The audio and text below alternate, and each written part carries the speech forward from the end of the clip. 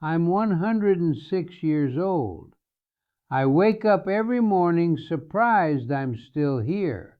My name is Vincent D. Russo, and I've been alive long enough to watch the entire world change twice over. I've buried 2 wives, rebuilt my life from ashes, and I'm still here, still breathing, still choosing joy every single morning. I'm in extra innings. Every day past 100 is borrowed time, and when you know you're living on borrowed time, you stop lying to yourself. You stop postponing. You stop pretending that some day is a real day on the calendar. I've lived longer than most people get to live. I've had time to figure some things out, and what I'm about to tell you, it took me 60, 70 years to learn. Some of it I learned too late, but not too late for you. Life is short. Even when it's long like mine, it's short, and there are things you need to stop telling people. Not because you're lying to them, but because you're lying to yourself. And those lies will steal your life one day at a time. Here's the first thing you should never tell anyone. I'm fine when you're not fine. I spent half my life saying I was fine. When my first wife, Anna Maria, died, I was 31 years old. She fell off our apartment building's roof while hanging laundry. People would ask me, "Vincent, how are you?" And I'd say, "I'm fine. I'm working. I'm keeping busy." I said it so many times I almost believed it. But I wasn't fine. I was dying inside, one "I'm fine" at a time. You know what happens when you tell everyone you're fine? You start to believe you have to be fine. You build a prison out of other people's comfort, pain that you don't share, pain that you keep locked up inside. It doesn't go away. It grows. It turns into bitterness, into rage, into numbness. When someone asks how you are and you're not fine, tell them. Not everyone, but someone, because your pain deserves witnesses. The second thing you should never tell anyone, "I'll do it someday." Someday is the biggest lie we tell ourselves. When I was 58 years old, my shoe shop burned down. I stood outside watching it burn, and all I could think was, I always meant to expand the business. I always meant to teach young people the trade. Someday, someday, someday. But someday never came. The fire came instead. Someday is how we lie to ourselves about what we really want. Because if you really wanted it, you wouldn't wait for someday. You'd start today. Someday means we can keep the dream without doing the work. Someday means we can tell ourselves we're going to do it without ever having to risk failing at it. I'm 106 years old. I can tell you this with absolute certainty. Someday is not a day of the week. It's not coming. After the fire, I was 60 years old. I rebuilt, but I stopped saying someday. I wanted to teach the craft. I started teaching the next week. I wanted to travel with my wife Gloria. We went that year. I wanted to reconcile with my estranged son. I called him that week. Failure you can live with. Regret, that's the thing that eats you alive at the end. The third thing you should never tell anyone. This is just who I am. When I was 71 years old, I married Gloria. I'd been a widower for 40 years. People told me I was too old to change, too used to being alone. And they were right. I was set in my ways.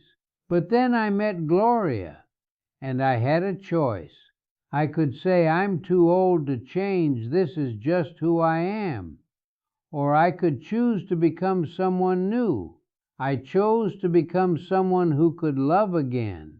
For 33 years, I was married to Gloria. 33 years I would have missed if I'd believed this is just who I am. And when she died 2 years ago, when I was 104 years old, yes, it destroyed me. But I don't regret 1 second of it. Here's the truth. You are not fixed. You are not permanent. You are not done. You can change until the day you die. I've changed more in my hundreds than some people change in their 20s. Your habits can change. Your fears can change. Every time you say, this is just who I am, you're choosing the prison over the possibility. The fourth thing you should never tell anyone. I'm doing this for my family. I worked as a shoemaker for 53 years. For decades, if you asked me why I worked so hard, I'd say for my family. But when the shop burned down, my sister Rosa said something I'll never forget. Vincenzo, you think God put you here to attach heels to shoes? You did this for yourself. And that's okay, but stop lying about it. She was right. I loved the work. My family benefited from it, yes, but I didn't do it for them. I did it for me, and I'd been lying about it for 30 years. When you tell people you're doing something for them, you're setting up a debt they never asked for. You're making them responsible for your choices. We do things because we want to do them, and that's okay. That's human. But when we pretend it's all for other people, we make ourselves martyrs, and martyrs are miserable. The fifth thing you should never tell anyone. I'll be happy when I finish school, when I get the promotion, when I meet the right person.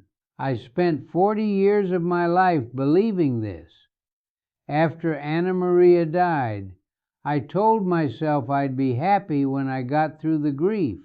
Then it was when the business was successful. Always when, never. Now, when Gloria came into my life, I was 71 years old, and I had not been truly happy in 40 years. On our first date, she said something that changed my life. Happiness isn't something that happens to you. It's something you decide. She said, every morning you wake up and you choose. You can choose to look for reasons to be miserable, or you can choose to look for reasons to be grateful. I started asking myself every morning, what made me smile yesterday? Just one thing. And slowly, I started to realize that happiness had been there all along. I'd just been too busy waiting for it to notice it.